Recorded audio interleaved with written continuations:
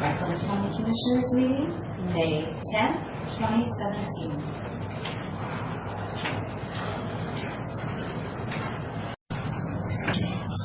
Good morning. It is 9 o'clock, and we're here for our regular Wednesday meeting for May 10th. And we have a full complement of commissioners, administrator, and clerk on board this morning. So with that, if you'd join me in the Pledge of Allegiance, please. Pledge allegiance to the flag of the United States of America and to the republic for which it stands, one nation under God, indivisible, with liberty and justice for all. Thank you. Our first order of business this morning is a Franklin County proclamation of Older Americans Month. And I'd like to read the proclamation as whereas Franklin County is a community that includes a community of 10,667 older Americans who deserve recognition for their contributions to our nation. And whereas Franklin County, Washington recognizes that older adults are trailblazers, advocating for themselves, their peers, and their communities, paving the way for future generations. And whereas Franklin County, Washington is committed to raising awareness about issues facing older Americans and helping all individuals to thrive in communities of their choice for as long as possible. Whereas we appreciate the value of inclusion and support in helping older adults successfully contribute to and benefit from their communities.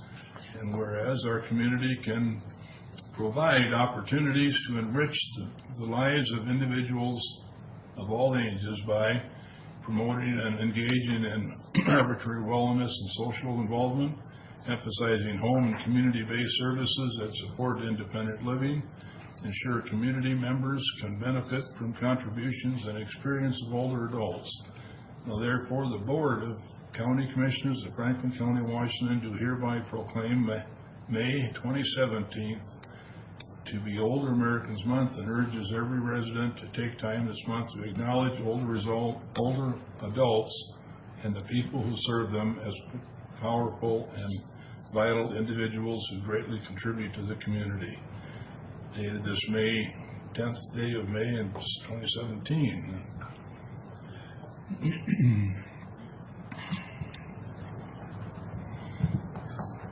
Okay. Make a motion. We can make a motion for that proclamation. I would move that we accept their proclamation for Franklin County, their Older Americans Month. Mr. Chairman, I just got to ask, 10,667, what's the age cutoff on this? Somebody's obviously counting. Well, I think you qualify. I think so. I might too. Yeah. Interesting. So I take Mr. Miller's comments to constitute a motion for approval, so I'll second. Okay. All in favor? Aye. And with that, Sharon Celebrate is here in our audience and like to take a minute to address us on this Older Americans, ALTC. Yes, I wanted to talk. Is this on? Doesn't matter. Helps with the recording. I wanted to talk, but It helps with the recording if you speak into it. Thank you. Okay. There we go. I wanted to talk a little bit about this year's theme for Older Americans Month, which is Age Out Loud. And basically what it does is this theme emphasizes some important trends. And I said some of these are that older Americans are working longer.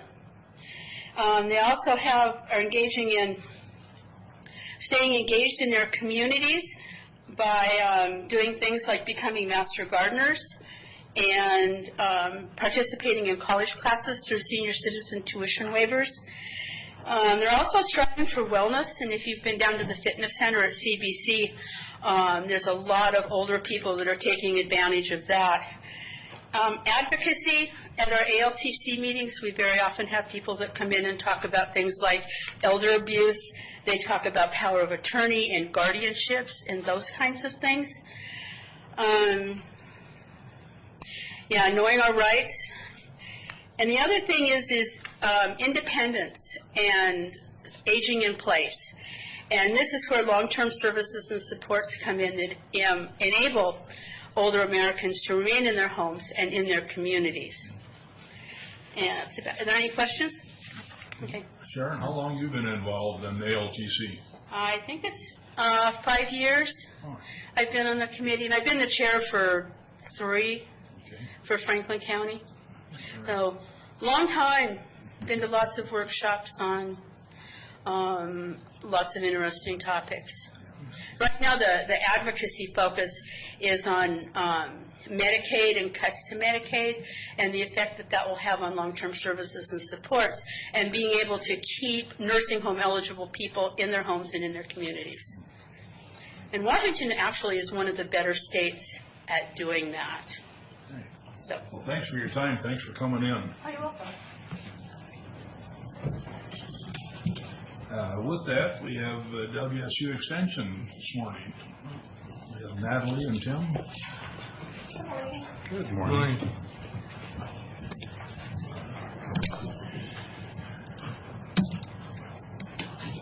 Tim, you got those nematodes under control? We're working on it. Let us know if you need a bigger hammer. We can always use a bigger hand. I thought so. Hi, Natalie Kenyon with WSU. I'm back, sort of giving you my state of 4-H address. We have undergone a lot of changes this past year statewide in Washington State 4-H, and so that has had a little impact that will make things look differently locally. So I'm just going to hit you with the numbers first. We have successfully managed and expanded the Ben Franklin 4-H Youth Development Program. With the addition of Sarah, who is our program coordinator, supported by Franklin County funds. She took over our volunteer leader training last year full-time, because that was something I used to do, and so we were able to offer it more often, and so we had 95 volunteers complete our new leader training, which is a 4-session, 2 hours per session training that they need to complete in order to be a volunteer, and increasing our volunteers to 373 4-H volunteer leaders and 86 clubs, which I'll talk about in a minute. How many of those are active? Because that's a cumulative number, right? Yes, so those are actually all active leaders now, because on the next slide, we had to switch the way that we run 4-H, not had to switch, national mandate in order to have 4-H. I'll listen. Okay, so there were 143 different leaders representing 110 4-H clubs who came through my mandatory meetings in October.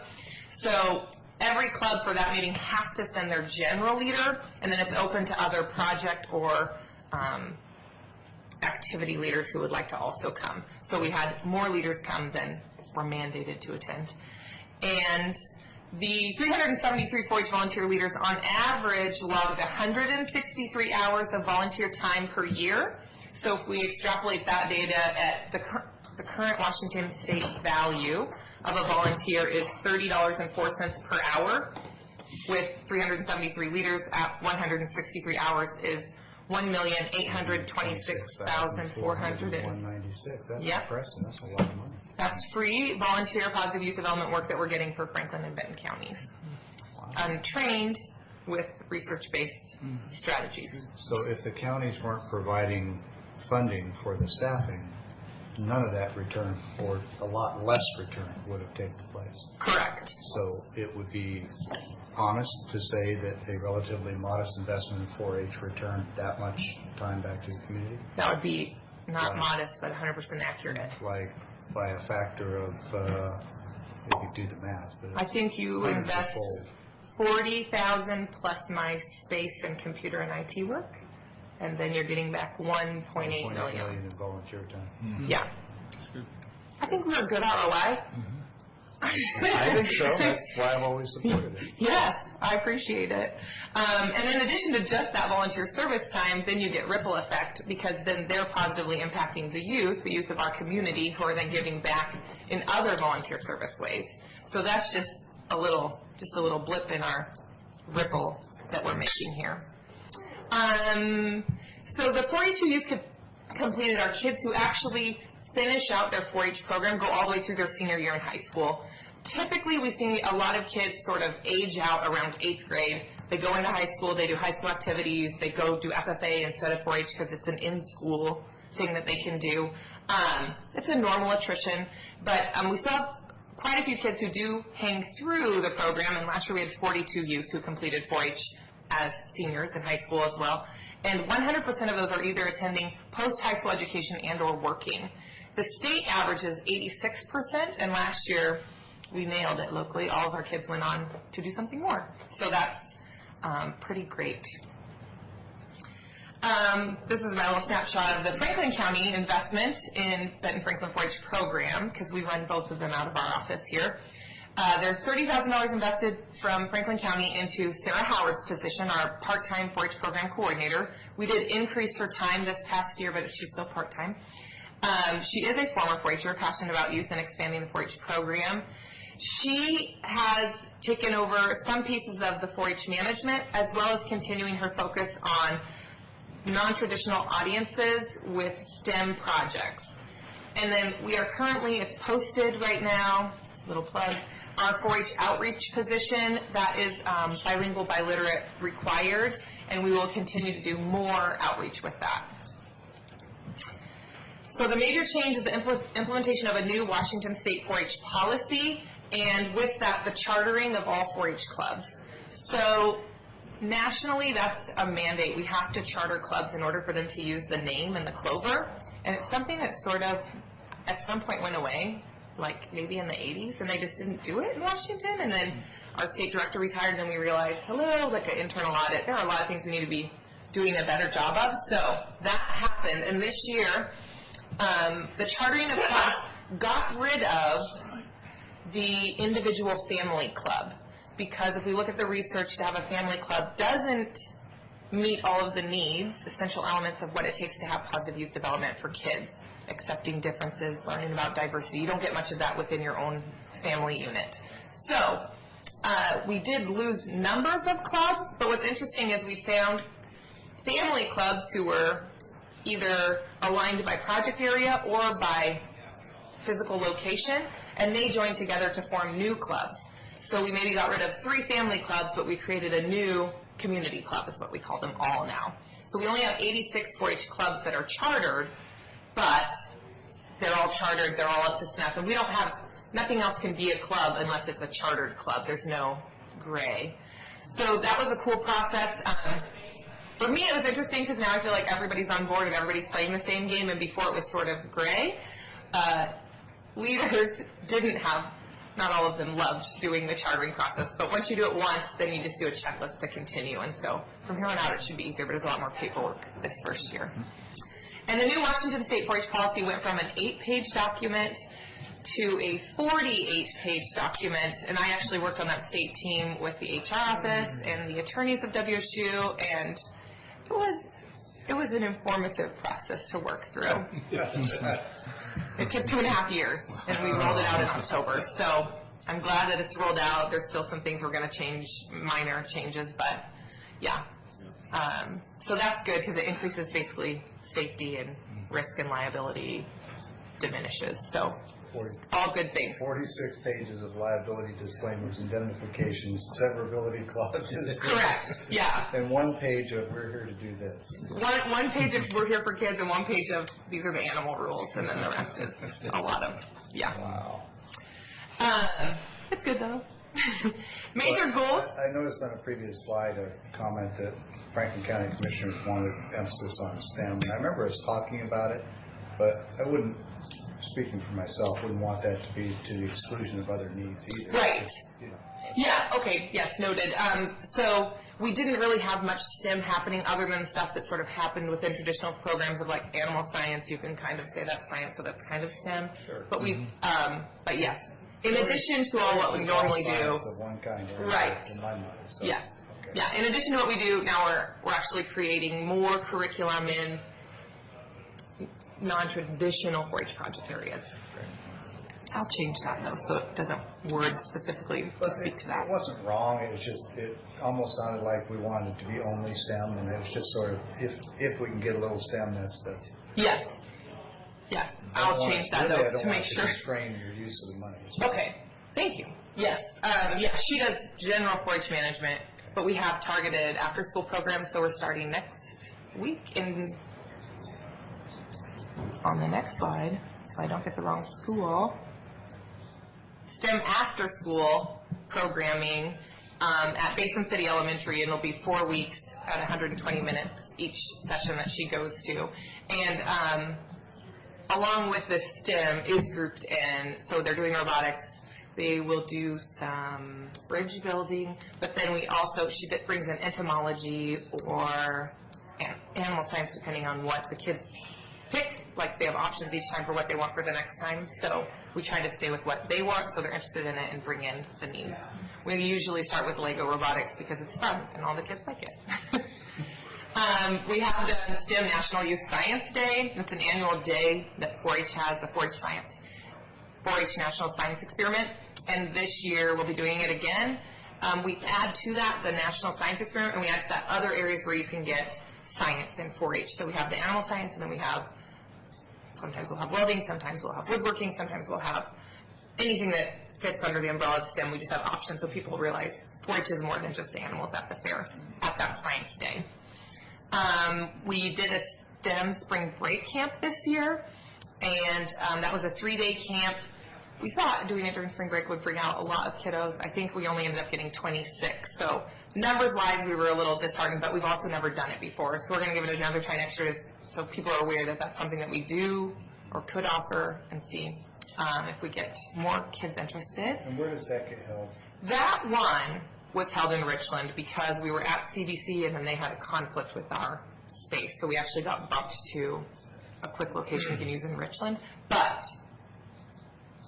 National Youth Science Day happens at CBC. Our summer camps have happened at CBC because we have a great relationship and they have a great facility. STEM in the classroom has happened all over. We've pretty much kept all that stuff in Franklin County. Mesa Elementary, Basin City Elementary, Robert Frost Elementary, and then the STEM after school that we're doing now is Basin City Elementary again, which is really nice because the North Franklin School District funded their science curriculum differently, so they were really short on what teachers were able to provide in the classroom. So it married perfectly with, like, we would like to do more of this, and they were like, oh my gosh, we need more of this, come in, let's work with you. So this summer we've been thinking about training the teachers on some of our curriculum kits so they could check them out and utilize 4-H in the classroom on their time, and Sarah could just train them once and then they could each check them out so we could get more bang. Yeah. You know, this stuff resonates with kids more than I think we realize. I have a first grade grandson who reminded me the other day that, Grandpa, spiders are not insects because they have 8 legs and 2 body parts, and insects have 3 and 6 or less legs. Awesome. And spiders are arachnids. Did you know that? And it's like, where'd you learn this stuff? And he does some 4-H stuff amongst yourself. Anyway, it is amazing to me. They're little sponges. Yes. How much they learn in these kinds of programs that connect them. It's just remarkable how much they absorb. It's interesting, too, because teachers are used to teaching in the way that they teach and not necessarily using our experiential learning model. So when we bring in the things and it's hands-on learning and then we talk about it and we ask them how they will apply it, it's a different and better, because it's research-based and I know that it's better, application of learning. So in the classroom, teachers are always like, wow, this is a great, like, they still are talking about, and they'll talk about the way that we're supposed to talk about it, so they'll use the questions you told them to use, and so yeah, it's really rewarding because it sticks. Yeah, when you hear it come back after, you go, okay, Yeah, they get it. Where we are headed, so we're still working on increasing parity. We're targeting our underserved and non-traditional audiences. This past year, we had a 13% jump in minority audiences in 4-H, which traditionally, for a long, long, long time, has been super white and white female, really. So we have increased our male participation to be about 40% and 60% female, so that's good because we used to be 2/3, 1/3.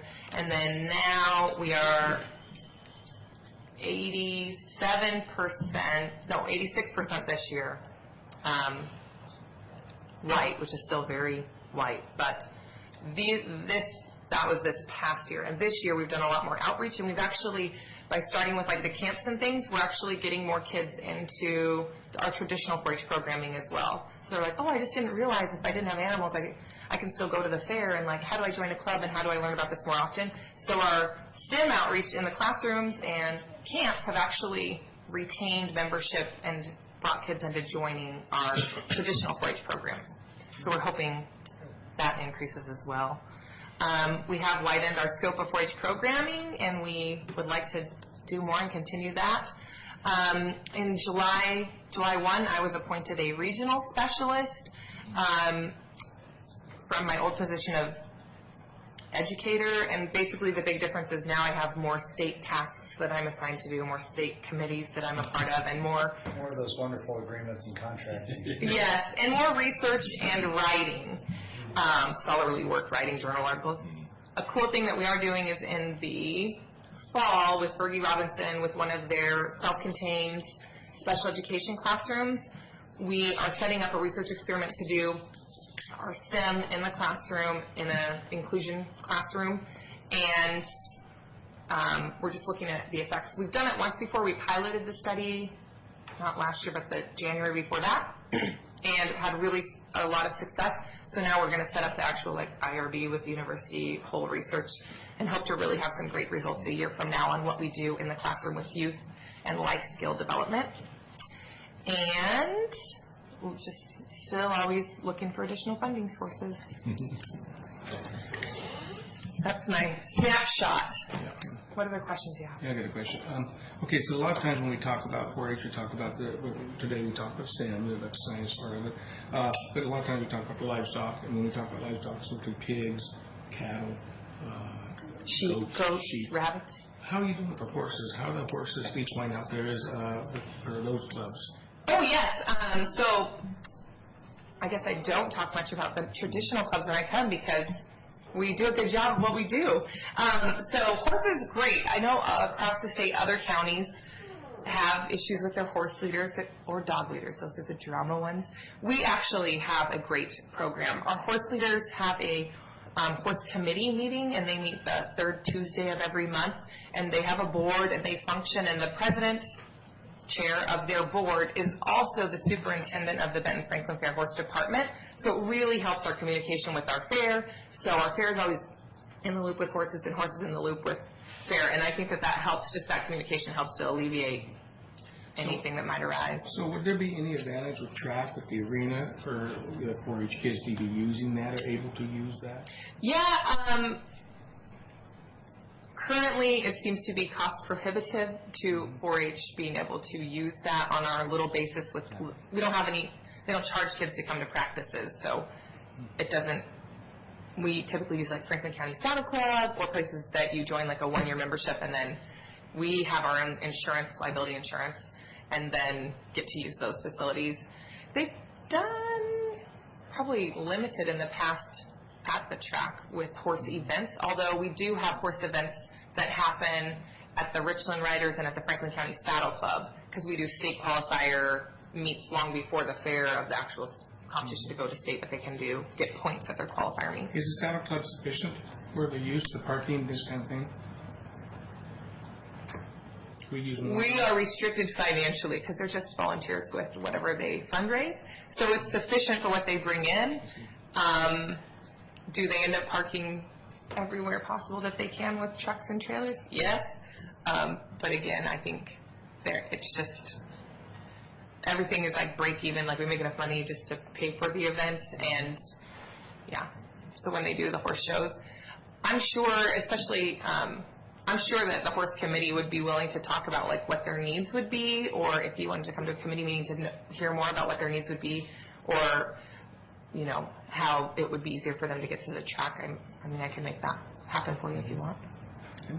Yeah, I'm sure they're interested in using it. It's a better facility, faster. Well, my understanding of the track when it first was originated, that's what it was basically for, was for H kids, livestock and horses and things like this. And It's been 20 years ago, and nothing really came of that. So, and then part of the problem probably is the feasibility, the cost. So, I mean, it's something we can work on. Yeah, that would be good. Yeah. And we do have Tag Day coming up in the traditional one. So May 20th for Benton Franklin Fair is sheep and goats and swine at the Benton County Fairgrounds for the Benton Franklin Fair. And Columbia Basin Junior Livestock Show does their Tag Day in June. So. Any other questions? Great job, Madeline. Thank you. Thanks. Thank you. Thank you guys always for your support.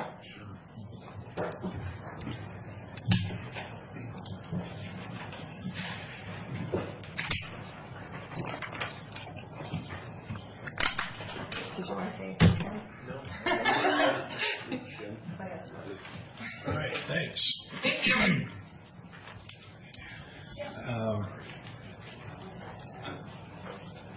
Hartley.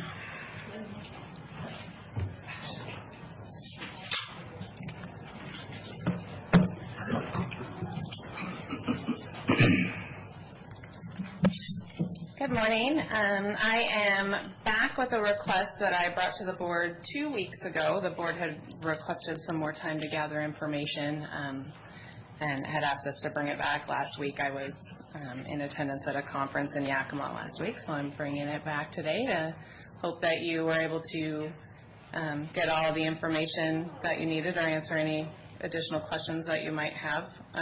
By way of refresher, the request is for approval of a contract for services to support a countywide compensation review to allow us to complete that review within about 4 to 6 months with minimal impact on other HR projects within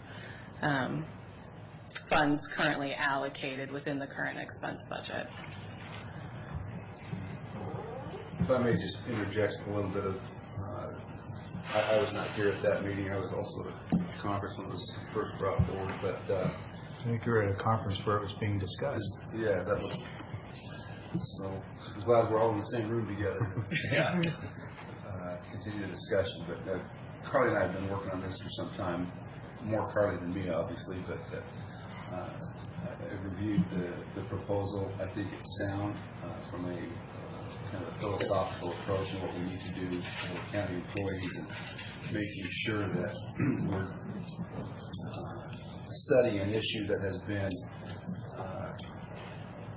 discussed probably more than just about any other since I started as county administrator.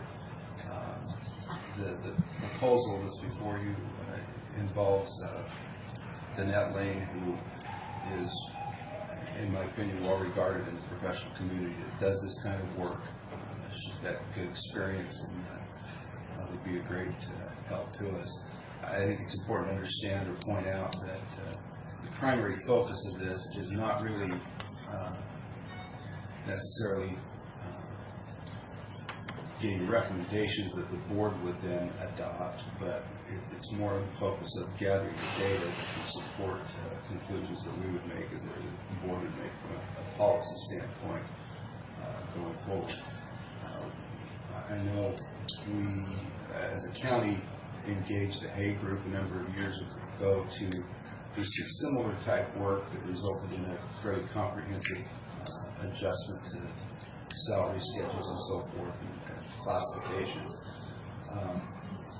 That study over time has probably outlived its useful life. Those things are only good for a period of time. And I think it's important that we take a serious look at where we are and how our compensation philosophy is being carried out and make some recommendations to the board that we can make some decisions from so that we are attracting and retaining quality people in the county and we understand competitively where we are with comparable counties and make sure that people are working within their job description appropriately and doing whatever we can to take care of our talent. I just want to say that as an overarching thing that we're really at this point in the process of capturing and gathering data that we will then help drive recommendations. So we're asking for a personal service contract with Danette Lane. Yes. And, you know, I think I asked this last time, and I don't know how many people there are out here to do this, but was it very competitive, hard to find? Are you able to find these people? Did you use a good source to find the source of this group, this person to do this? I think what he's asking is, was this a competitive selection or just someone that you knew and trusted? It's someone that I know and trust and also has experience working with Franklin County and has some understanding of the county organization and the structure, which is unique compared to, a lot of other organizations in the structure, both private and public sector when you're talking about the county government. Well, didn't she used to work for Franklin County in HR? She didn't work for Franklin. Well, she was contracted with Franklin County for Human Resources Services. Yes. Okay, I'm sorry. Is this the same Danette that was up there? Yes. Oh, okay. Didn't recognize the last name. Okay. So one of the, I don't want to say concerns, but one of the things that occurred to me is that when you have someone who has worked in the courthouse environment, relationships get established pro and con, and I don't have concerns about her professional ability or integrity to leave those things behind and give an objective assessment of things. I do have concerns about how data produced might be received by everyone else who might perceive inherent bias or historical connections. I think it has a small risk of opening the door for people to fairly or otherwise, and probably otherwise, challenge or question the independence and credibility of the data. I don't think it's enough of a concern that I would oppose it. I think it's really meaningful what Keith said, which is the effort here is to collect the data and look at comparators with other counties and bring that so that the board can then, from that, together with Keith and with HR, formulate any plans that we might make for adjusting compensation programs or amounts, or maybe there aren't any. This is an information collection effort as opposed to the Hay Group, which came in and I think said this position should be this, and this position should be this, and this position should be this. And I think that's an important distinction between the two, in part because we've got, I believe, a number of position descriptions that probably need some fine-tuning, and when you're making your recommendations based on a static position description, now you're developing recommendations on either out-of-date or incomplete data. So I think the fact that she's collecting comparator information, which, as I understand what this study is for, is useful and I think worth the investment. I talked to Eric Johnson, the executive director at WASAC. There are a number of other counties that are doing similar efforts. They're kind of all approaching it in one-off directions. There doesn't appear to be any commonality. Keith talked to some people at the County Administrators Conference, a couple of weeks ago, and this topic came up there. Is there anything that came up there that isn't consistent with what I've just sort of outlined? No, in fact, that being a discussion topic at the roundtable, there are a variety of ways that people are approaching how they address it, but most of the counties are focused on the broad issue of how they deal with competitive salaries with employees and retaining talent. So it's a common problem amongst counties across the state.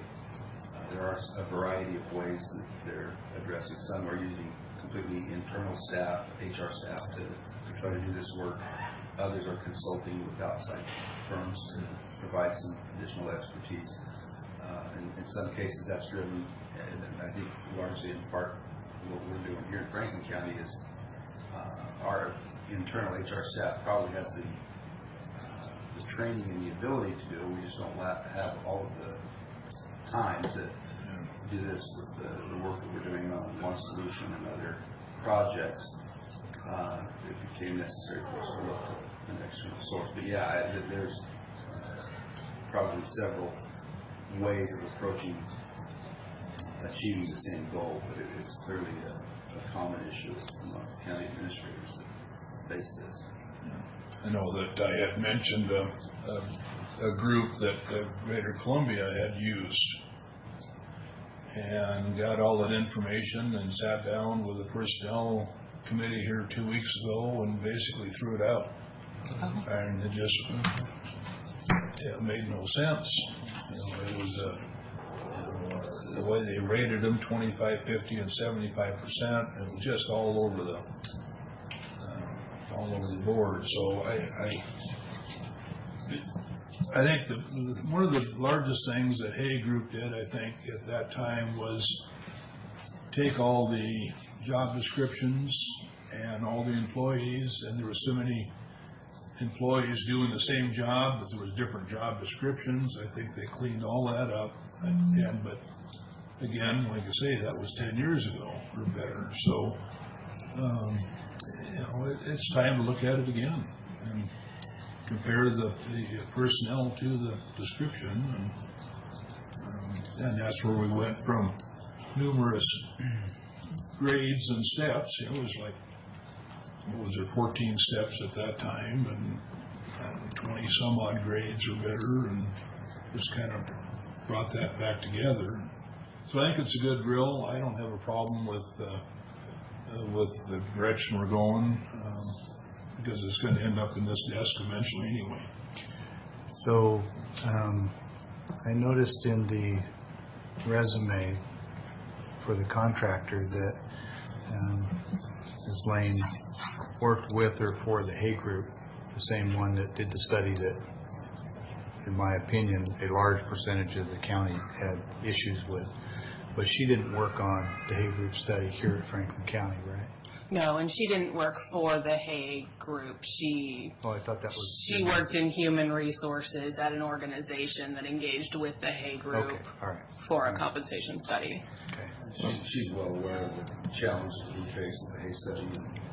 Well, because compensation is such an important and frankly sensitive issue, the normal issues of credibility and transparency are heightened. And so that's why I'm trying to vet these issues of what's her relationship with the Hay Group, which frankly is not well regarded in my experience. What is her independence from the county and from people that work here?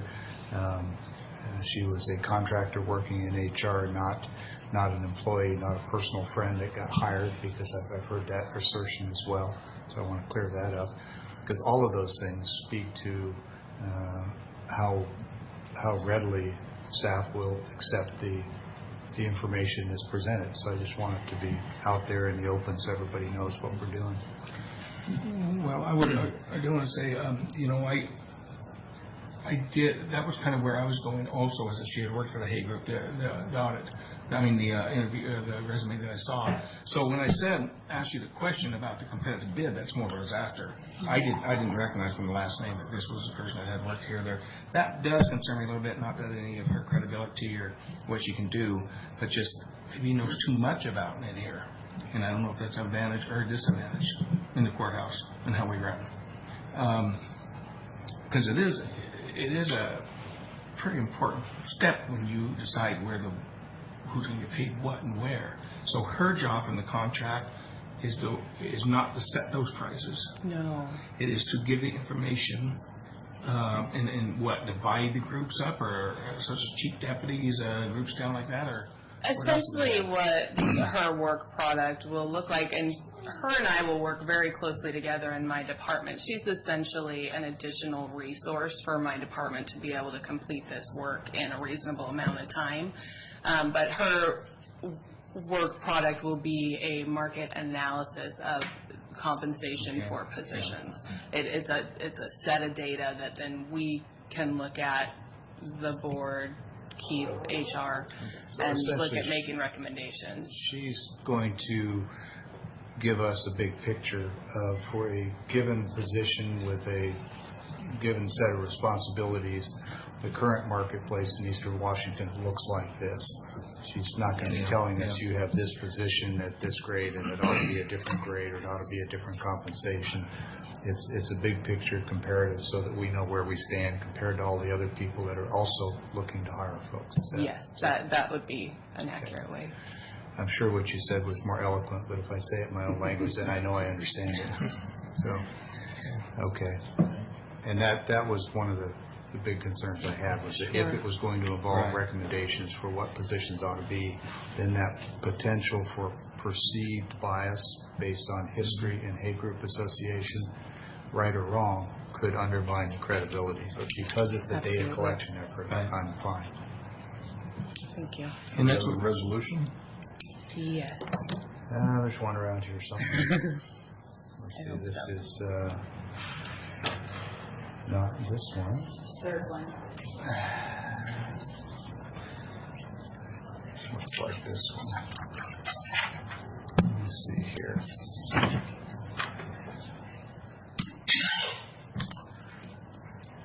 Before I make any kind of a motion on this, I just want to make sure that I've checked off all the notes that I had for this particular topic.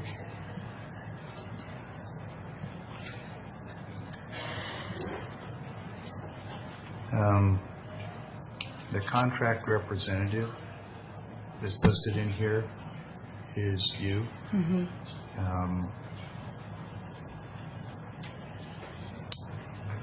You know, I had a concern about that, but based on the information that you've given, I think I can be okay with that too.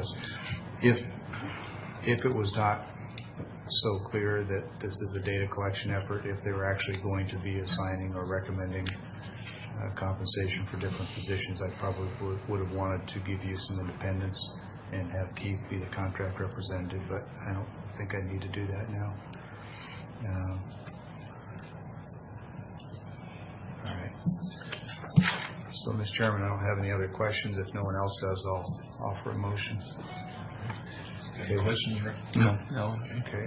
Hearing none, Mr. Chairman, move for approval of the personal services contract with Danette Lane LLC for compensation review services and related budget transfers as presented by County Administrator and HR.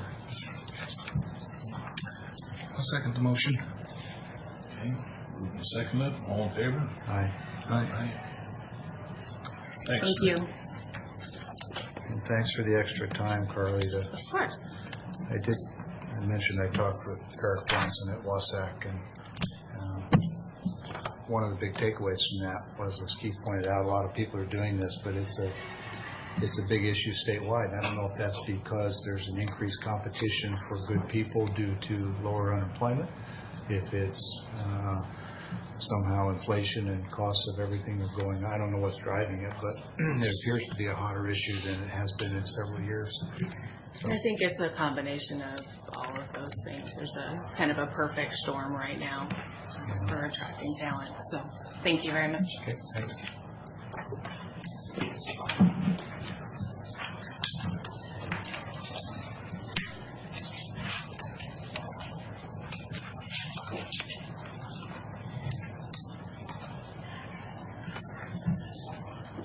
Okay, with that, our next on the agenda is Dr. Olson. If you'd come up and share your expertise with us, please.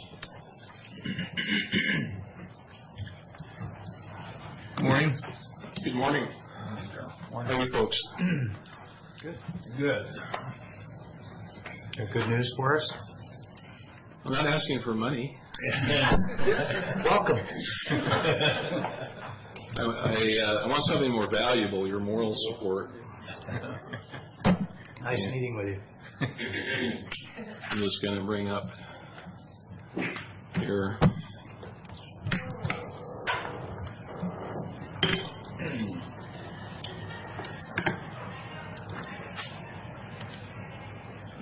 With the rate we're going, the dryland guys must be accumulating second year of groundwater. Yeah, we won't need to irrigate anymore, just deal with the weather. For the record, name's Darrell Olson, board representative for Columbia Snake River Irrigators Association. And thanks for giving us a little opportunity to discuss the important changes we're trying to make here in how the Endangered Species Act is affecting us on Mesa and Columbia Snake Rivers.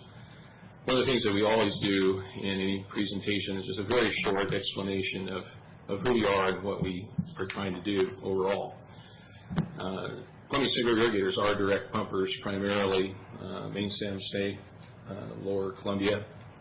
And we do have some irrigation members, and we do have municipal members. All the Quad Cities are members, and obviously are direct pumpers too, even West Richland using other facilities.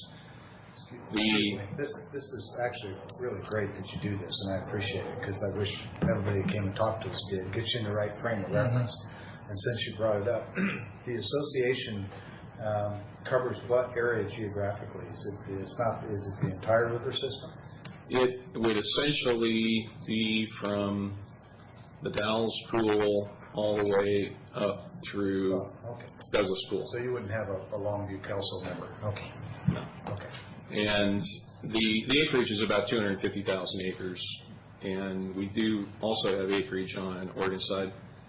Our members, and there's probably, and we assist Eastern Oregon irrigators, and so if you took that in combined, it'd be around 400,000 acres. So. And the members are governments? Are they individuals also, farms? What? Primarily private individuals, private sector, privately held water rights. Okay. But irrigation districts like, KID, of course, has a bureau.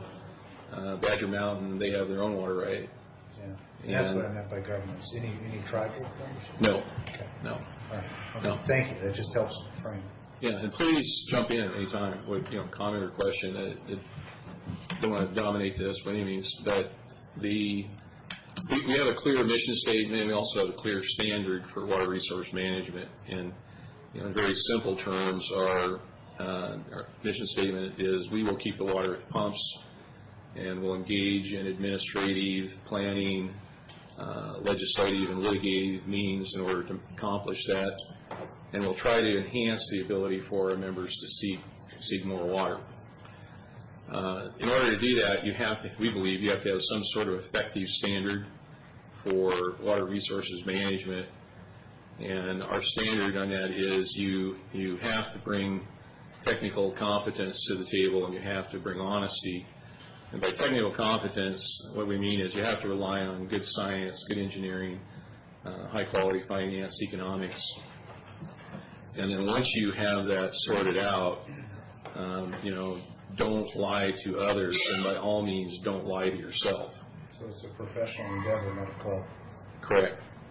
And we point that out, those two pieces of the standards on technical competence and honesty, particularly the part about don't lie to yourself, because this is a great profession where people like to lie to themselves about what they have or don't have or what they think they're going to accomplish. So we do tell everyone that, we like to tell electeds that, legislators, others, in almost all of our meetings, much to the irritation of some parties. This is what we are. This is what we're trying to do.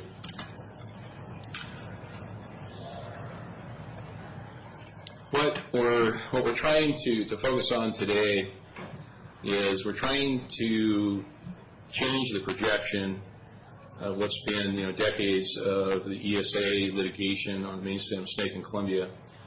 That's all been over, from the judge's perspective, inadequate biological opinions in order to satisfy survival recovery needs for, we have 13 listed salmon steelhead species.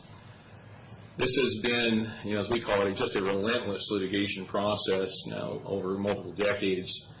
And the issue has always been over the inadequacy of what's called the biological opinions. And the biological opinion really isn't so much an opinion as it is a set of instructions that the federal operators, in this case the Corps, the Bureau, Bonneville, Fisheries, they have a set of instructions that they're trying to operate under called reasonable and prudent alternatives. And the idea is that all of those things will go to avoiding risk of jeopardy of extinction for each one of the species. And that's a really tall order, and I'll get into that a little bit more, but it's been very expensive. Bonneville has put tons of money into it. The hydro project and water management has changed. Our whole no net loss water policy and access or inaccess to water rights comes from the original biological opinion, 94, 95. So we've taken the position that there is a tool within the Endangered Species Act that we can use that has not been exercised. And we believe we need to use that tool. The technical term is the Endangered Species Act Committee. Nobody knows what you're talking about, even if you go to D.C. and you say that. It's GodSpot. That's what it has been formally branded. All you have to do is Google it on your phone, and 2,500 hits later. I mean, this is what it is. This is what it's called. We didn't make that up. However, we would like to be delivered from evil. And I want to dig into this a little bit more just so you understand the context of where we're at and where we're going. We've been, literally doing this since about 92, and we've been subjected to 5 biological opinion remands. And what that means is the 2 judges that you see there, Judge Redden and Judge Simon, have come in and reviewed each one of the set of instructions or operating measures that federal operating agencies have said, and they said, well, that's not good enough. You prepared this, and these are long processes, detailed processes, millions of dollars to prepare these things. And they've come back and said, we don't like your reasonable and prudent alternatives. Or they come back with the help of Earthjustice, who is the plaintiff of this, and the state of Oregon. Those are the 2 main plaintiffs. And they'll say, no, this is not good enough, this is not good enough. One of the problems is, I want to point out, is it will never be good enough. The way this is set up underneath the Endangered Species Act, you've got 13 species, and then you've got index stocks underneath those that relate to sub-elements of each one of the species. And so, think of it as maybe a tributary or something like that. There will never be full recovery, period. It will never happen. In fact, with or without the dams or us or anyone else, you never had complete healthy runs at any one given time in one of those index stocks. They have a lot of variability that goes on over time. So it's a impossible objective to achieve. I mean, this is, whether it was intended or not, we're essentially in a situation we're designed to lose. We can't meet that objective. Certainly not to satisfy Earthjustice, State of Oregon, or Judges Redden and Simon. So the last real cycle of this was the 2014 biological opinion, and as you folks were here, you may recall there was a lot of supposedly consensus in the region on this. The hydro operators said, this is great. A large block of the tribes came in and said this is great. They were given, Steve Wright gave them quite a bit of money in order to find this to be great, habitat money. And so, and a lot of the privates said this was good, private entities. We, by the way, at that time had some disagreement with our friends in Portland over this, because we said at that time, and you may recall, we actually had some articles and letters out at that, we actually called for GodSpot then, because we said this isn't going to work. We do not believe this 2014 biological opinion will survive Earthjustice, State of Oregon, and another U.S. federal district judge from Oregon. That was our position. We were, kind of shouted down in that. And so we said, okay, we'll make the best of it. We'll do whatever. Was the underlying premise of that concern that this would be cumulative, that decision would then have additional adders on top of it? Insatiable desire on the part of the litigants to come back and add more. But kind of the boiling frog mentality that if you accept this 2014 premise as an underlying base of requirements, and then everybody's on board with that, and then it's determined, well, it's not quite enough, so let's add another layer. Well, it's not quite enough, let's add another layer, which is different than the previous BIOPS where it was, here's one, everything's in a box, right? They have, I don't quite know how to characterize that. I mean, every BIOP, I would say, has failed on the same criteria. The judge would just say, well, that's inadequate. I'm not speaking about the criteria so much as your initial thinking that, hey, despite the fact that these other groups are initially saying this looks like it could be okay, your group's concern was, no, it's probably not sufficient, not because we think we need these constraints, but because we think it leaves the door open for more piling on. Absolutely. Yeah. And you know, for what better or worse, we did turn out to be prophets in that. And Judge Simon last summer flipped the BIOP, but before he did that, there was one event that took place that illustrated just how bad things are. And in 2015, as you folks know, we had a low water year, low water system.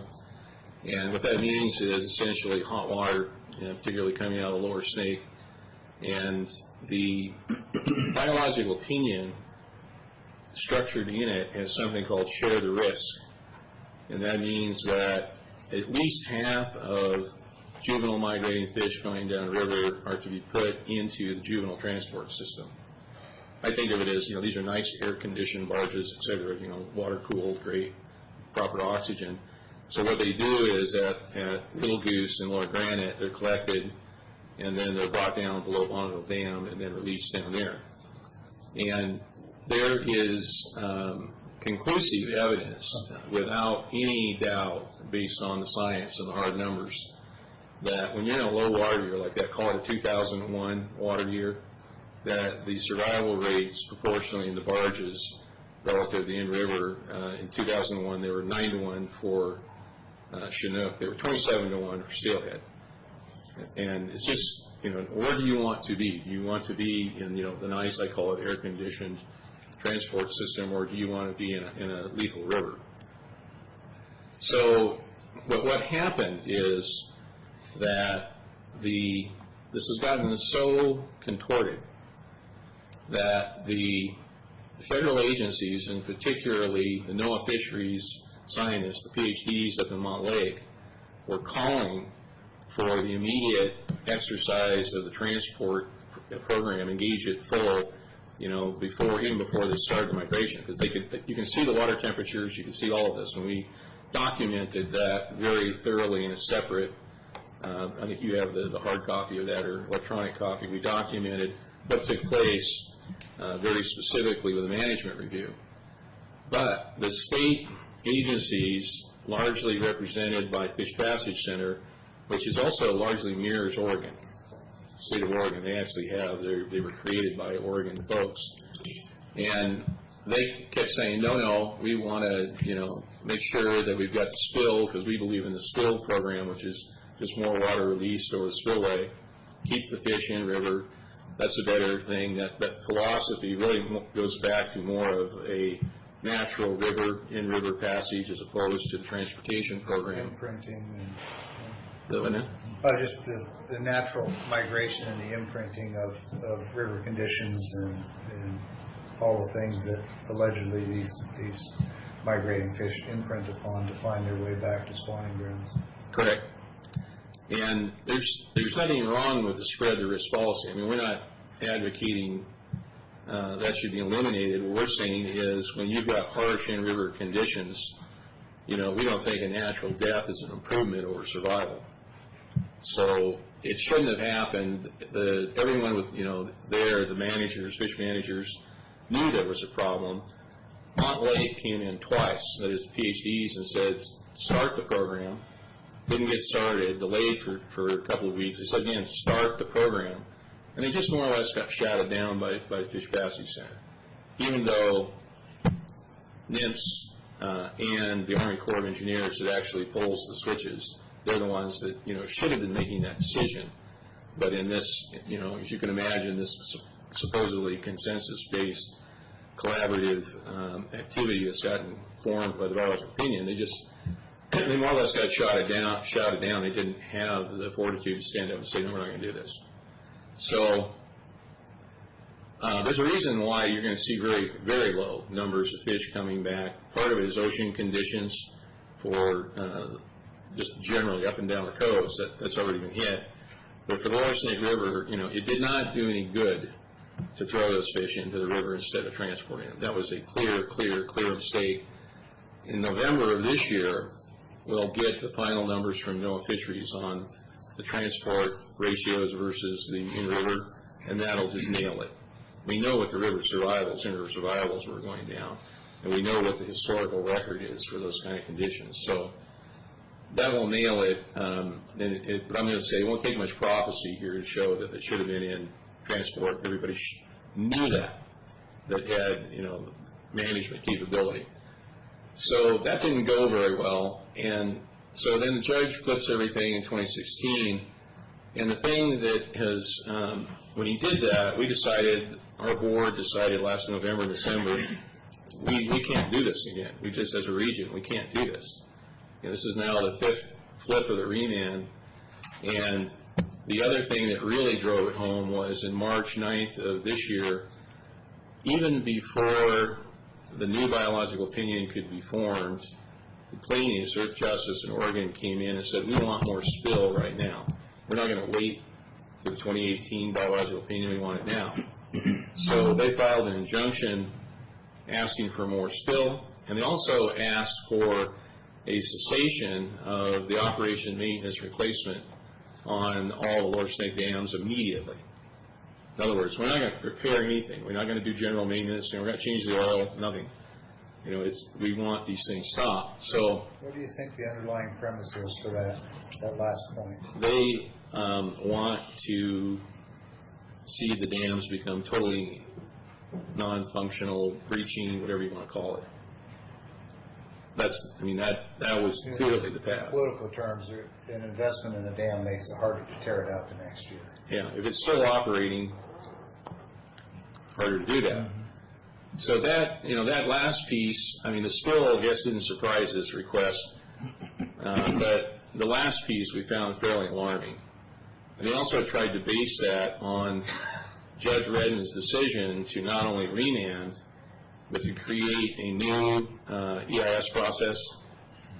And this is a huge, huge undertaking. And you may or may not recall the previous EIS process on this.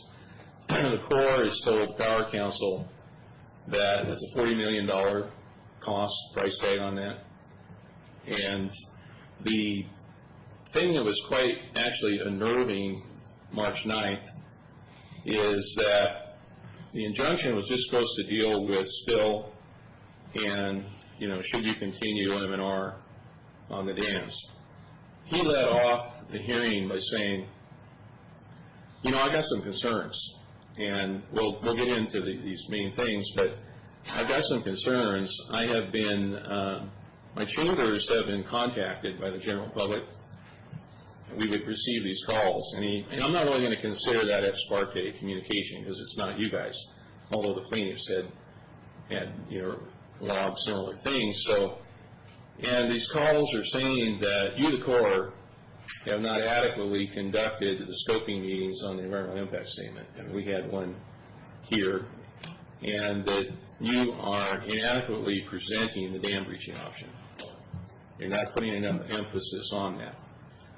And, I'm really concerned about this. I've gotten these calls, and of course, that doesn't really have any effect on us, but we've gotten these calls. That's ironic because NEPA, the federal law, prohibits putting emphasis on a particular alternative. You're presenting information and data supposedly in a neutral format. So, anyway. Well, it is, but if anybody attended one of these hearings, 60% of the discussion was on dam breaching. No, what I'm saying is for the judge to suggest that they didn't put sufficient emphasis on it, you're not supposed to put emphasis on any of the alternatives. You're supposed to present information in a neutral and unbiased format. You don't emphasize one over another. Correct. So was he saying that there was inadequate information? Because I went to at least one of those and there's plenty of information. Well, the thing we found unnerving is since when do you dial into the court? Just call in and I've known that. We could have given them 500 calls. That's purely an extrajudicial exercise, and it was somewhat unnerving to hear him talk about this the way he did. And give it merit. Well, what's even more unnerving is that it's a seemingly improper justification alleging that they didn't do something illegal. Think about it. It's kind of bizarre. Yeah. Well, we thought that the whole thing was bizarre to hear it. And then he turned to the injunction portion and he said, well, I know you guys had an oral argument, but kind of push that away. I have two questions I want to answer. And the first, I just want you to know, I really pretty much decided we're going to do the injunction. I'm going to support it, and which means I'm going to support the spill now. And so you're going to have to tell me, why shouldn't we support the spill? Because we all know that spill is good. It's universally good. And every time my predecessor, Judge Redden, has called for it, it's always worked out, better. Say all the fish runs are improving, blah, blah, blah.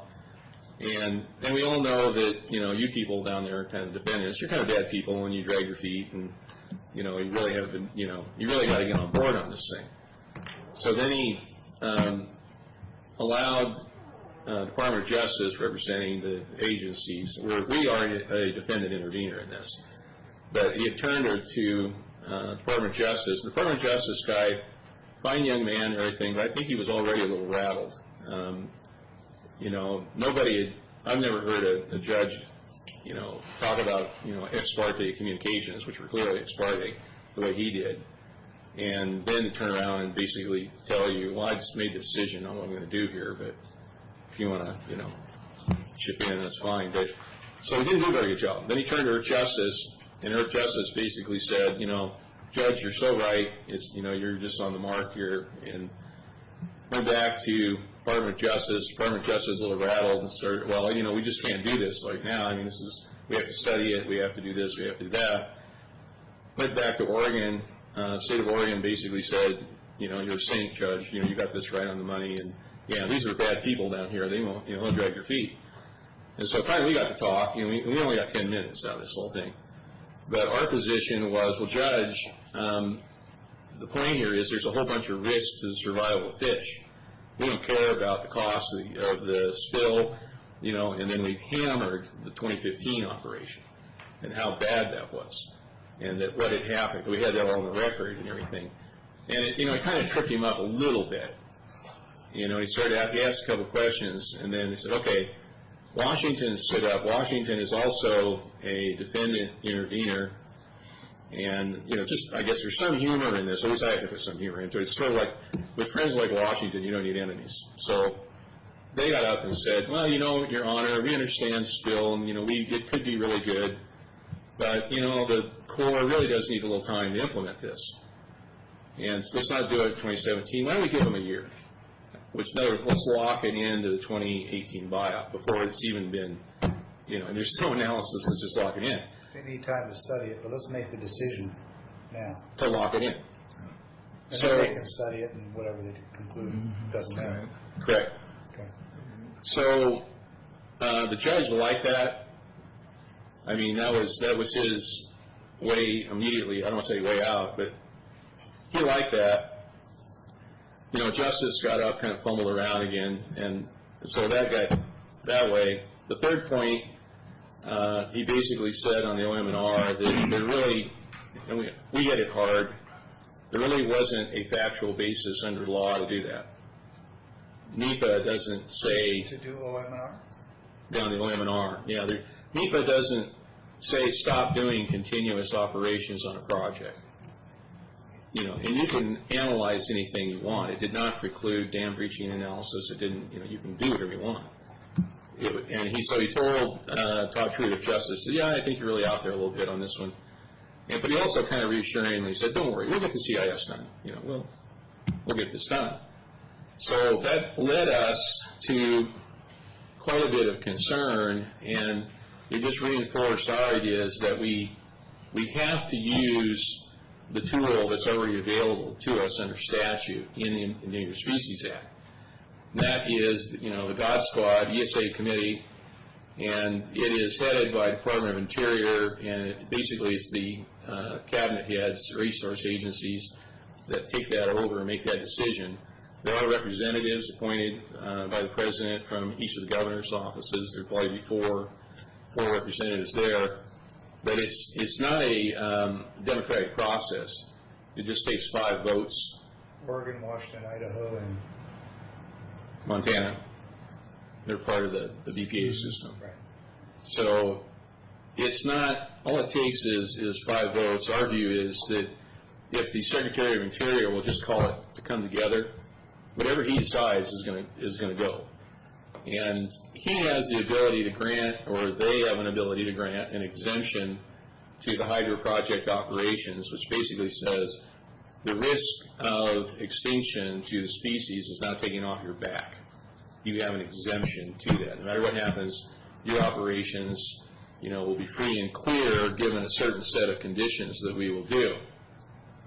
So there's the preparation of the exemption, and there's a couple of things mechanical that actually, in our discussions with Interior, we've met with one of the new deputies of Interior on the resource side, and about 8 of the Department of Justice attorneys, DC attorneys, and we've had this discussion, and in the application and in the process, there are some things that are really, really relevant to what we've done here. It's not as hard as people think. It's not like you're having to start from scratch. And a couple of things that really come into place are that the agencies don't have to be on the hook for the decision in the application or in the exemption as to why is it, you have to declare, you the agency, that the existing measures, the reasonable and prudent alternatives, are not satisfactory to avoid the risk of extinction. And the agencies, to their credit, they don't want to admit that, nor do they, they don't believe it. We're in their camp, we don't believe it either. There'll be, sufficient amount of recovery across those species to make things right. But what we've told them is, look, you don't have to, it's not on your back. All you have to do is write out what you've done on one page, and then you staple on that Judge Simon's 2016 remand, and you say, well, it wasn't our decision to make that declaration, it was his.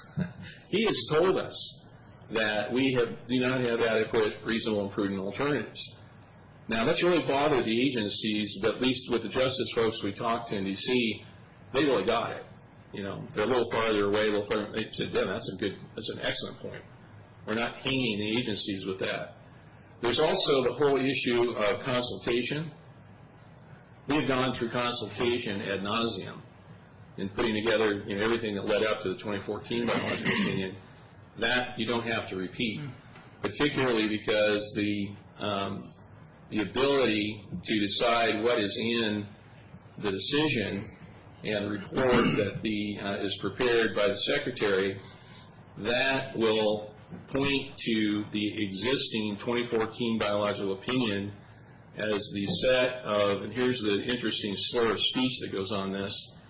On one hand, you've got inadequate, reasonable, and prudent alternatives. But if the Secretary of Interior says this is our mitigation plan, it goes from the RPAs to reasonable mitigation measures. I mean, I find that just a little bit, odd or funny or something. So that becomes appropriate and to put in as mitigation measures. And the other thing the Department of Justice attorneys liked about what we had to say is, we're not telling or asking the God Squad, to rip the entrails out of the existing program. That's not what we're asking. Just take the existing 2014 biological opinion, which is, roughly $850 million a year of model money. A good chunk of it goes to that. Use that, make that the, reasonable mitigation measures, and let's go forward with that. That was something that there was some level of agreement in the region, whether, people liked it or not. Just go forward with that. We're not saying strip everything naked. So what we end up with here is, how I like to phrase it, so I do find some humor in all this, is, okay, we got life with God Squad, or we've got life without God Squad. We know what life without God Squad looks like. That's what we've been doing. That's what that graph was previously. We got about $17 billion in that, and we've got all these restrictions. Things are getting worse relative to a path on more drawdowns, which will probably lead to not breaching, but likely some drawdowns, Lower Granite, Little Goose, and more money. The one thing that was very, very clear in the tribal brief in this, on the injunction, is the expectation there will be more vulnerable money thrown at this. So we're saying that the all the pieces there for the mitigation plan for the committee is there. They don't have to remake anything, don't have to go through more consultation. It's there. It is subject to judicial review in the Ninth Circuit, but we're, I've heard people raise that, and it's like, okay, we're in litigation 25 years, we're already there. And we've already gone, the feds have gone a couple of times into the Ninth Circuit, and they've lost. But, for our position is that's just not a cogent argument. We're already in litigation, let's try something different.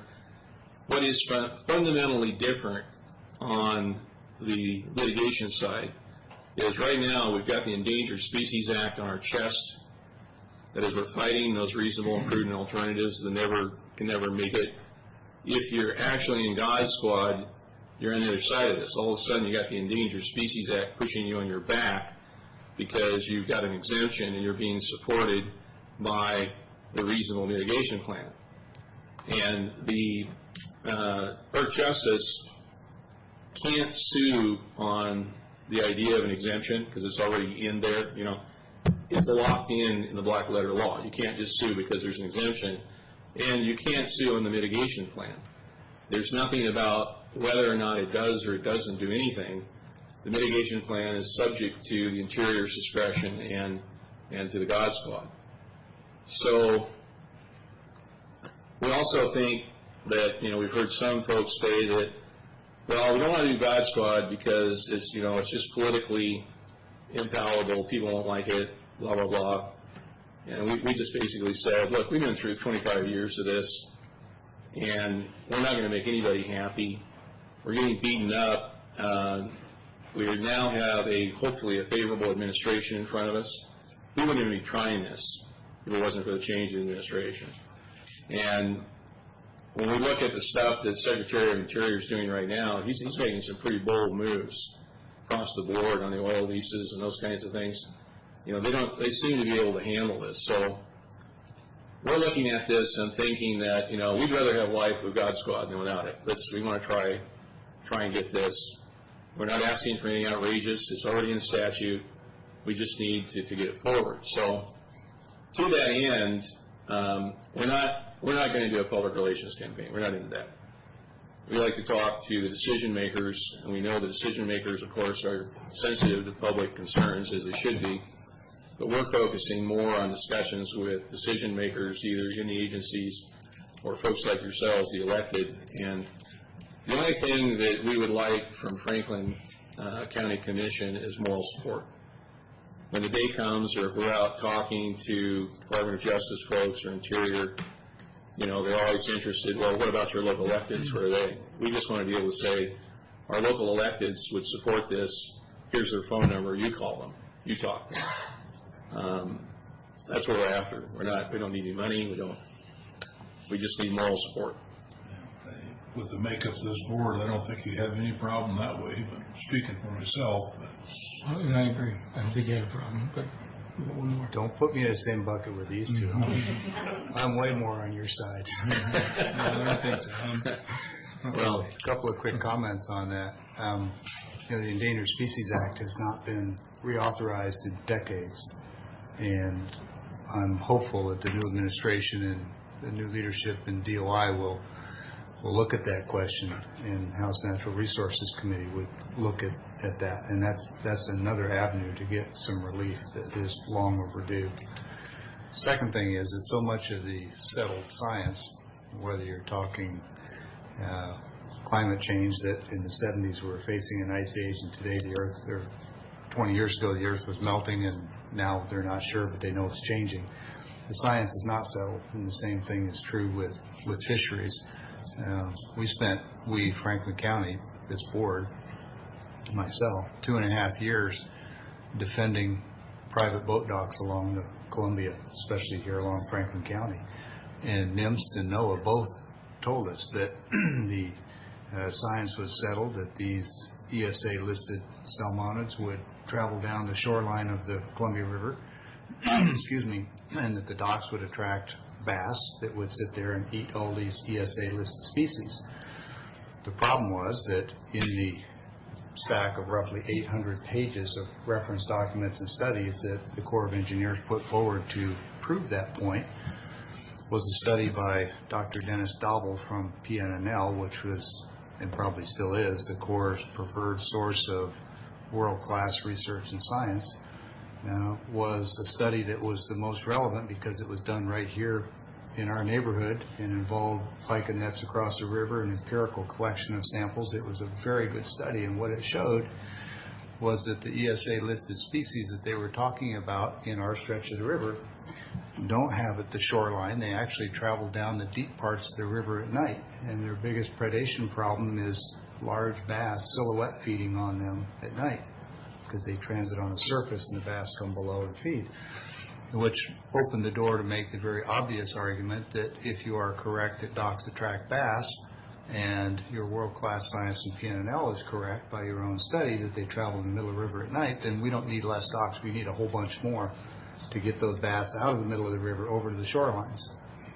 And the point of that little story is that so much of these arguments revolve around people coming to the table saying the science is settled and we need to do this because of this. And it's just not the case. And if you know that high water temperatures kill these fish, steelhead at a rate of 27-to-1 odds and 9-to-1 for salmon, and you've got an opportunity to move them downriver in a barge where it's cool, that's empirical data that's pretty hard to argue with. But I don't know how you fight this battle when you're dealing with people who have all the answers, but really none of it appears to be conclusive science at this point. On that point, and that's more commentary than question. But this particular case, when we were back in D.C. with the new Deputy Secretary, who knew something a little bit about this, he raised the question on the science. I mean, he was familiar enough. We had, of course, the documentation we'd sent prior.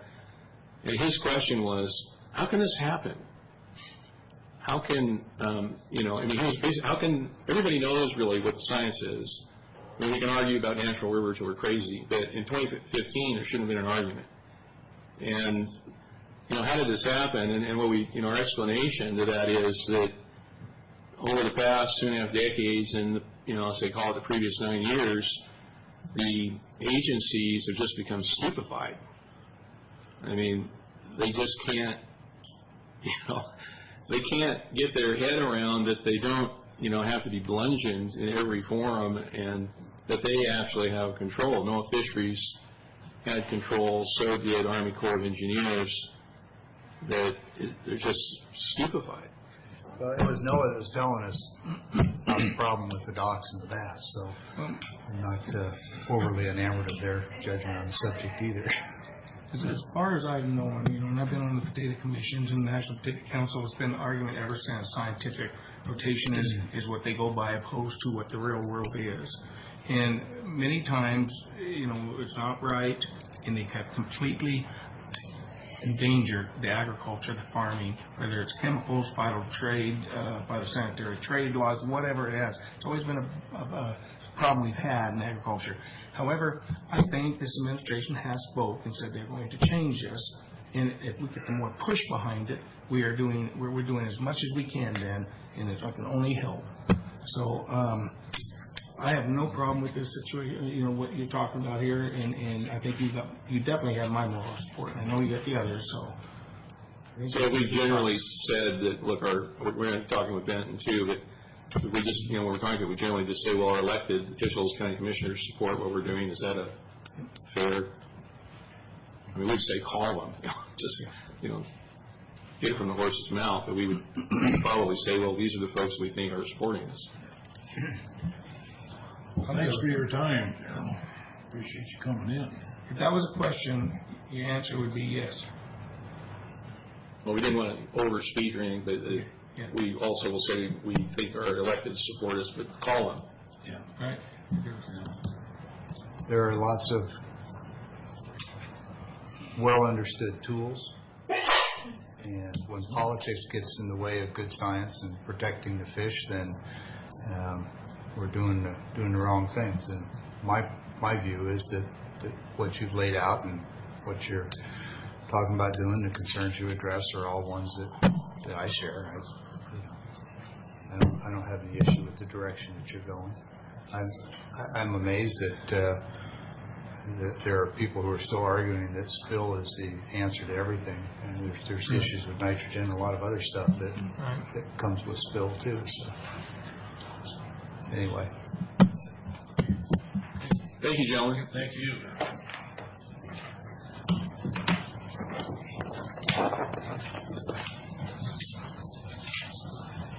Okay, we're at our portion of the meeting of public comment. Any comments? Not, we'll go on to approval of the payroll and warrants.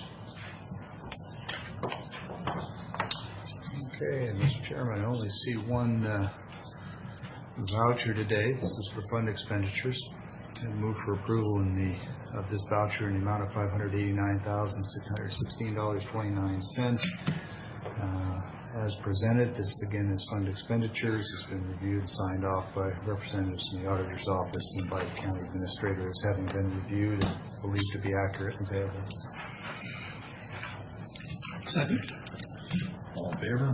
Aye. Aye.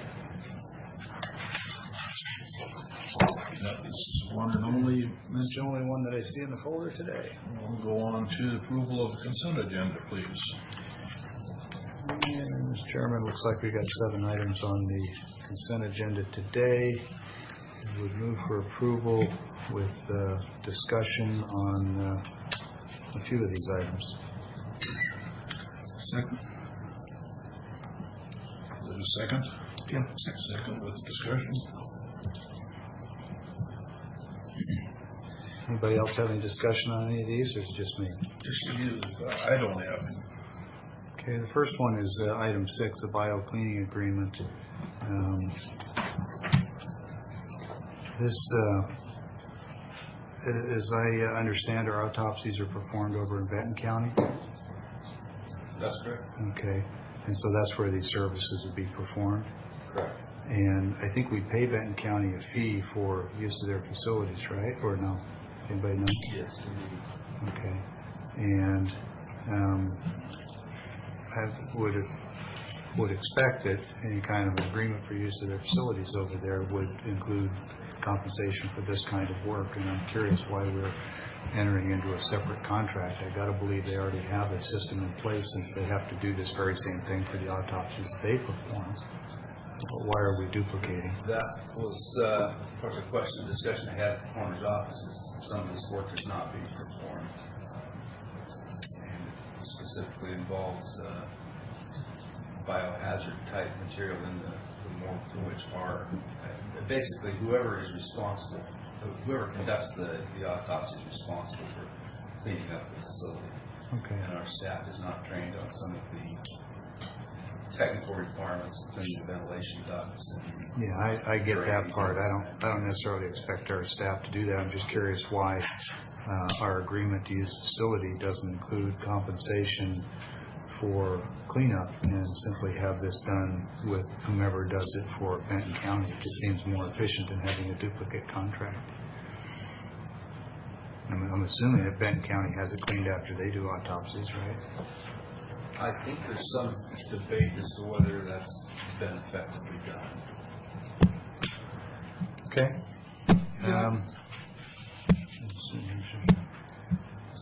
And the coroner's reference to mortuary, I presume he's talking about the coroner's county morgue, not a mortuary, because then that would be contracting for services in a private facility. Yeah, this is county morgue, Because we don't run a mortuary, I don't think. Okay.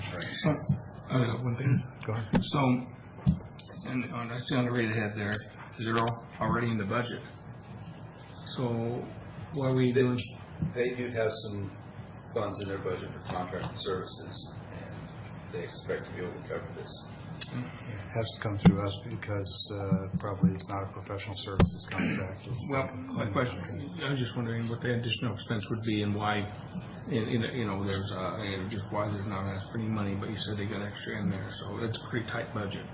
So, okay. So it's coming out of their budget, right? Yes. It's, Okay. Interesting.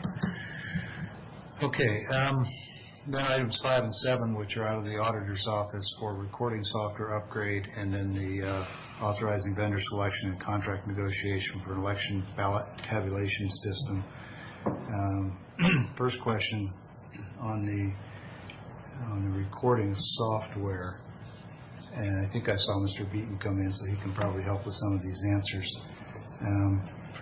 As I was reading the contract, and I note that it's been through the PA's office, but I didn't think that we could legally prepay with public funds on contracts ahead of actually receiving services, and that contract requires, I believe, a prepayment of 50% of the contract prior to receiving any of the deliverables. That's in paragraph 2, payment terms and fee schedule. And then the contract also says that the initial down payment is non-refundable. And that seems legally problematic to me. I realize it's been through the PA's office.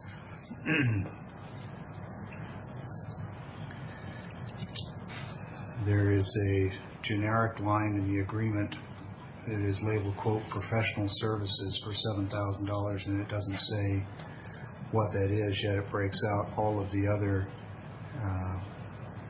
services, so much per hour times the number of hours for a particular function. And we've got 2 items on the consent agenda here today. One is for elections equipment, and is being presented and asking us to use funds for that, and the software is being funded with the elections equipment funds. I'm just wondering if we got the right funds attached to the right projects. Matt, can you help us in those discussions? And then might as well get through the rest of my questions, and that can cover them all. There is an additional obligation to cover travel and lodging expenses.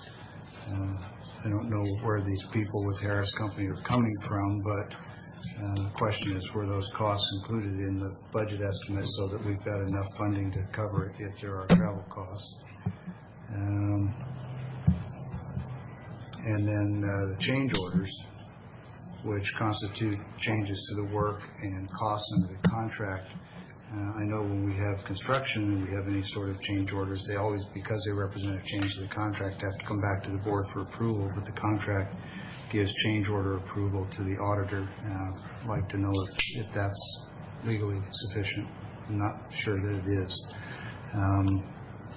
And then there's a 50% on-site fee plus travel costs for any cancellations with less than 14 days notice. Just want people to be aware of that. And then I'm assuming, based on the way it was presented, that this is the only company that can provide this software upgrade. I don't know if this qualifies as professional services where we don't have to contract it, or if this is a product purchase, in which case we probably do have to put it out. I'm thinking it's proprietary software, and that there's only one outfit that can provide it, and if that's the case, then I understand. And then, well, I think that's probably a good start. So the first one is, can we legally prepay 50% of the contract? Is that something that you were aware of, Keith? Are you comfortable with that?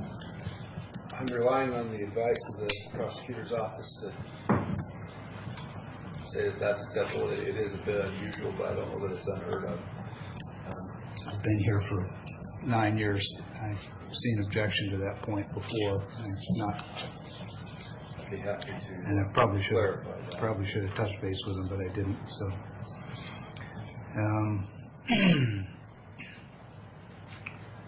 Matt, the professional services line for $7,000, is that just intended as a flex in case something takes longer than expected?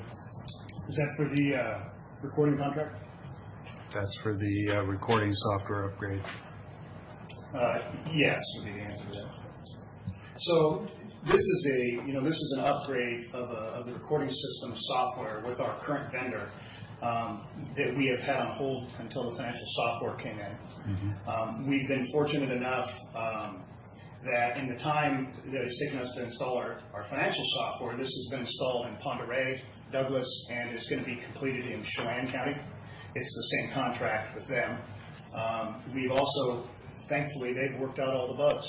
So as far as our archival uploads to the state archives and those kind of technical issues that come up, those things have been worked out. So we're looking forward to it from that standpoint. The questions as to the legal nature, we sent it to the PA. I don't, like I said, it's the same contract in those other counties, and so I wasn't alarmed or didn't find it unusual based on our current relationship with them. So.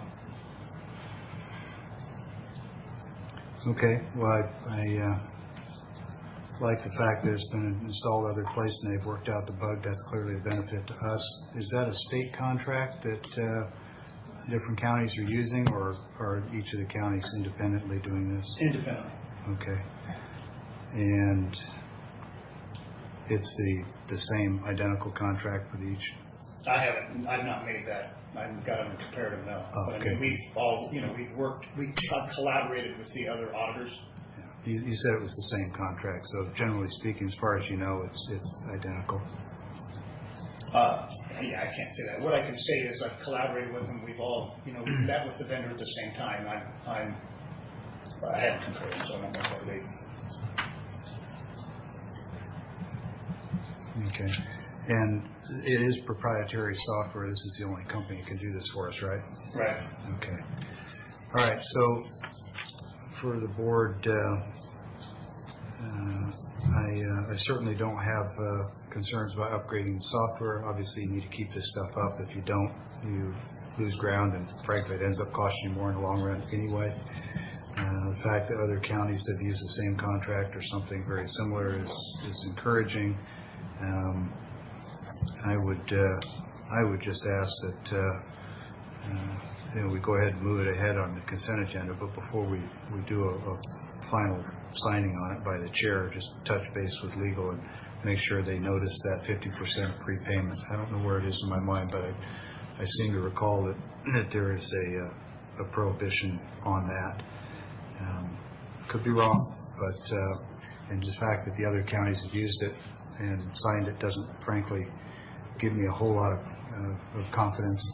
There's been a few times when we found things that other counties have done that weren't entirely in keeping with the law either. So, not opposed to moving it forward. Just would ask that somebody make a phone call to PA and just make sure they saw that prepayment and that they're good with it. And if they are, then that's the only concern I'd have. I'm glad to do that. Okay. Moving on to the election ballot tabulating system. I know that those machines in the election center have been glitchy on occasion. Those are the ones we were talking about, the ones that look like large copiers that scan the ballots. Right? Okay. That's right. It's on the trash machines. Right. And so from a risk management question, and I'm not taking a position that it isn't a good investment. It very well may be a good investment, but it's also costly. So what is the risk in your judgment, Mr. Beaton, if we don't upgrade these machines at this time? If we were to hold off another year or two, would the machines continue to function adequately? And I realize that there's some difficulties and probably some extra staff cost involved. I'm just trying to get a sense from a risk management standpoint what it looks like if we do it now versus a couple of years from now. Well, so it's time to do these. There was 2 or 3 other counties in the state, the larger ones being Pierce and I think Kitsap, have moved away from these machines. They're nearing the end of their useful life. The technology has advanced to the point that we will receive, advantages to moving in cost and in process in utilizing the new tech. So it's really there's almost no reason to stay with it. So I agree with the premise that there are benefits to moving to new technology and new systems. I think that's great. I think we should be doing that. This is a question about risk management and timing. There are some cost savings, you just said, in using the new equipment. There are some benefits, possibly lesser benefits of doing this a year or two from now, and they would be bugs are worked out, newest generation equipment. What do you see as the risks in terms of ability to do the job and cost if we were to do this a year or two from now as opposed to now? So this is probably the easiest decision I've had to make was this. Today we haven't gotten down to the negotiation phase yet. This was after we went out to RFP, we scored and we selected this particular company. It appears based on the initial numbers that were in the RFPs, we'll actually be able to,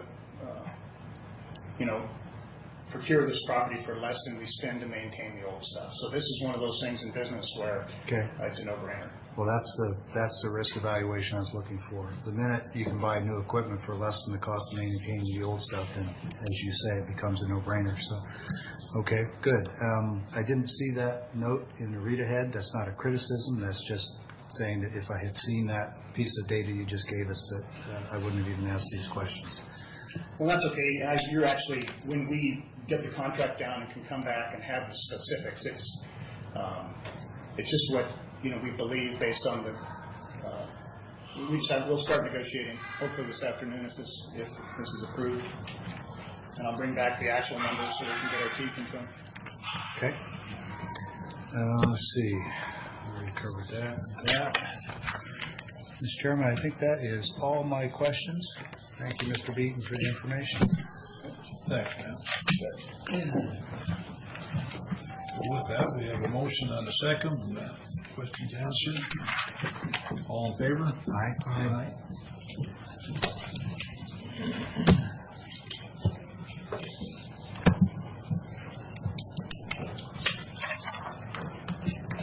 If you have something for us while we're signing the lease. Just a couple of informational things. The discussions around our 911 consolidation have continued.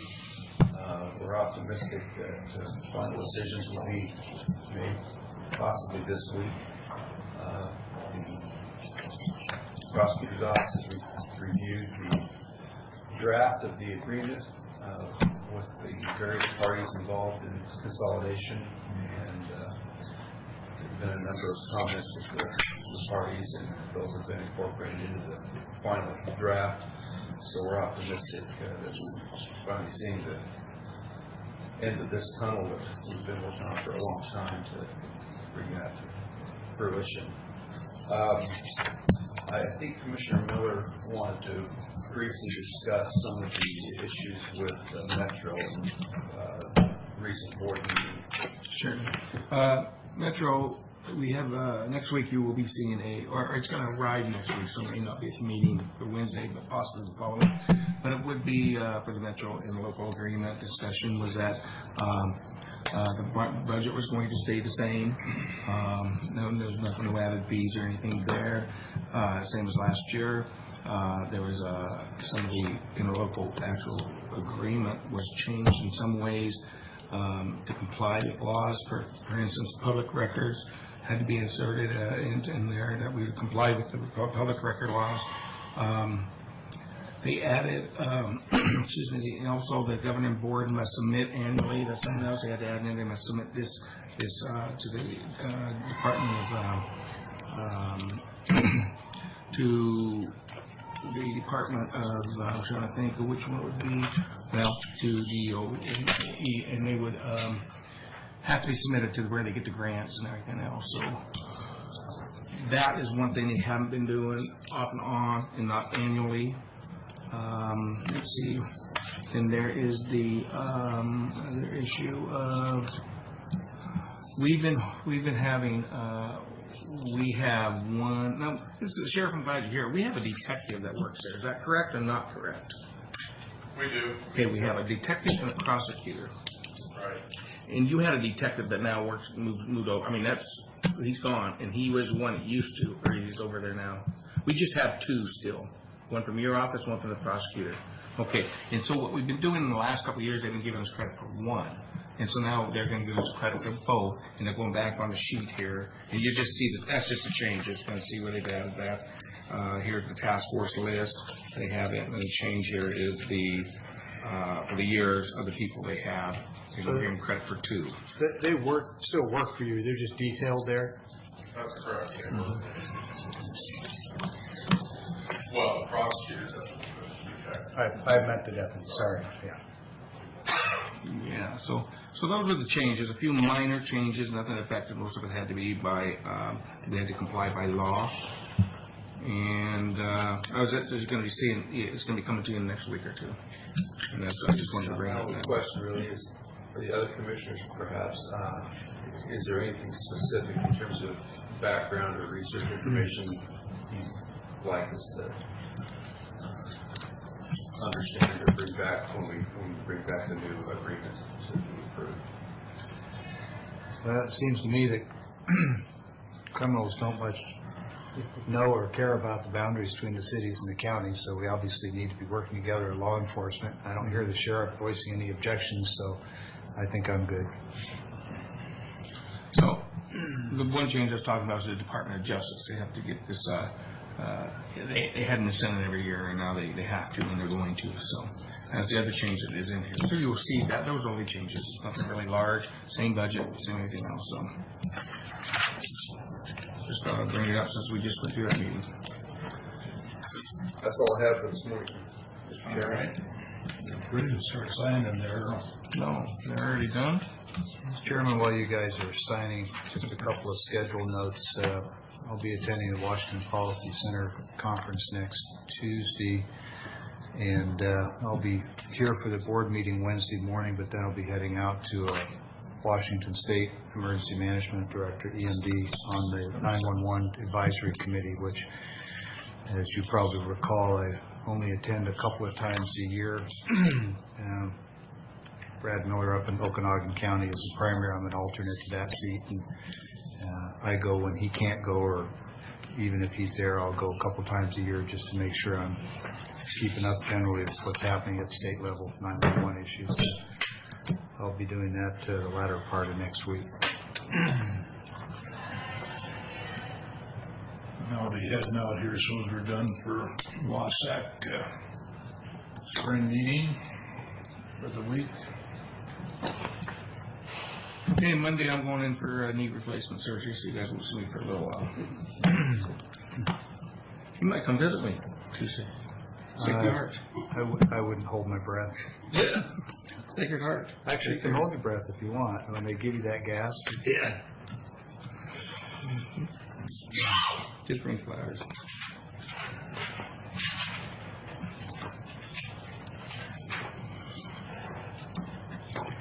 Actually, Commissioner Cook and I were talking about taking up a collection, see if they'd keep you a while longer. Maybe do the other knee. Yeah, it's not becoming.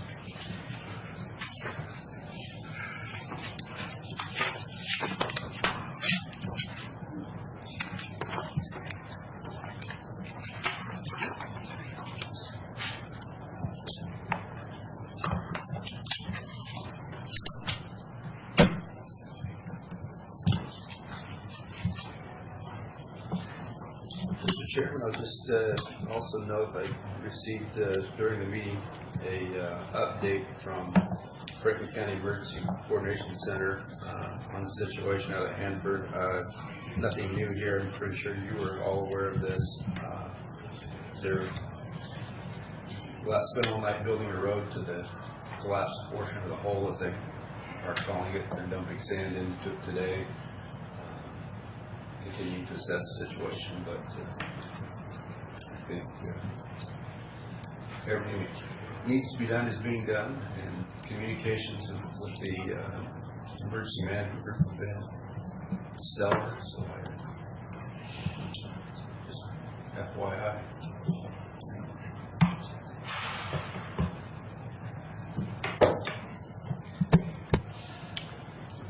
Well, if there, I guess it's public comment period again, if anybody. Wendy? I'll just add a note for Wendy. Yesterday the FAA posted a TFR, a temporary flight restriction over that area at Hanford. So a 5 nautical mile radius, so 10 miles across. And last night when I looked at it, it was scheduled to be lifted at 5 p.m. today, but I see it's been updated and extended a day, so it's going to go until 5 p.m. tomorrow. And it's from surface to 5,000 MSL above sea level. Just new information. That happened sometime this morning, I think. In case you were planning to fly over and take pictures for the paper or anything.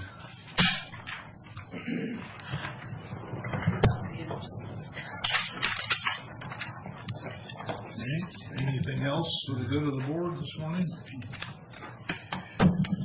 If not, we are adjourned.